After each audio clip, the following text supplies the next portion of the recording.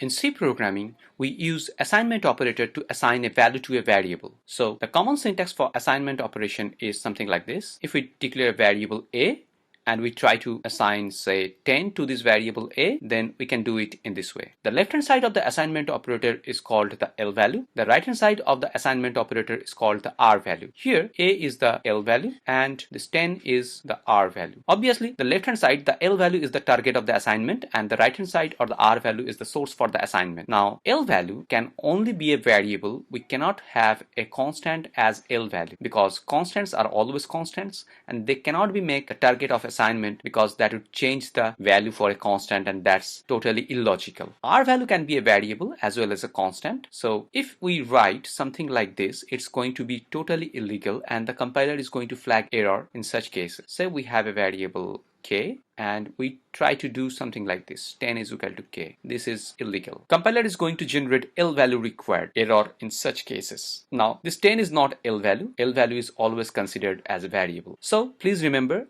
L value is the left hand side value of assignment operator and R value is the right hand side value of an assignment operator, and L value has to be always a variable, or a variable can only be L value, and R value can be a variable or a constant. R value we can have a variable on the right hand side and we can have a constant on the right hand side of an assignment operator.